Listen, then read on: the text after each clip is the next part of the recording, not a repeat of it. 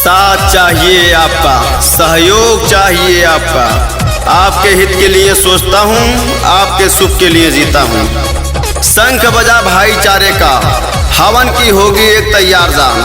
काबा भी होगा और काशी भी होगी, पर सबसे पहले होगा हमारा हिंदुस्तान। याद रहे मेरे नौजवान साथियों, आने वाले 13 तारीख को नगर पालिका परिषद सिसवा बाजार अध्यक्ष पद के प्रत्याशी अभिमंत्रित सिंह उर्फ मंत्री बाबू का चुनाव निशान अनार अनार अनार अनार वाले चुनाव चिन्ह पर मोहर लगाएं और भैया अभिमंत्रित सिंह को भारी से भारी मतों से विजयी बनाएं। याद रहे दोस्तों, अनार अनार। कैसे विकास होई केकरा प्रयास होई, सभे लोग है कहता। कैसे विकास होई केकरा प्रयास होई, सभे लोग है कहता। टूटल बनौली हो गौआ के गली हो, टेंशन भइल रहता। के बाटे चहेता नेता यह बतावे के बाटे हो।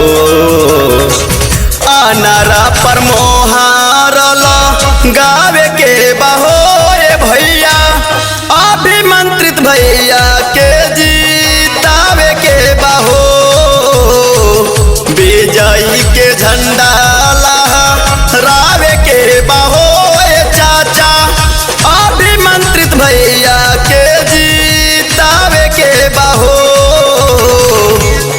ईमानदारी के जलते मसाल को कोई बुझा नहीं सकता।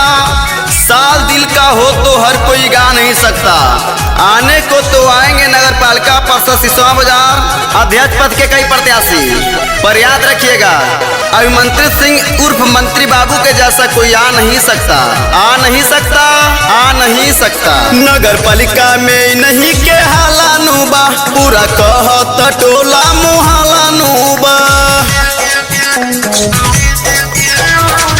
मंत्री जी के है सपना हो, सेवा करी है जनता के अपना हो।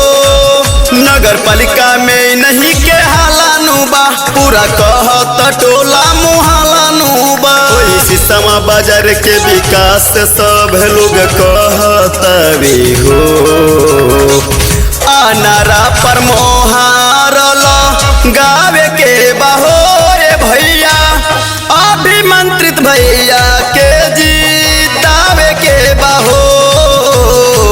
विजयी के झंडा लहरावे के बहो चाचा, अभिमंत्रित भैया के जीतावे के बहो।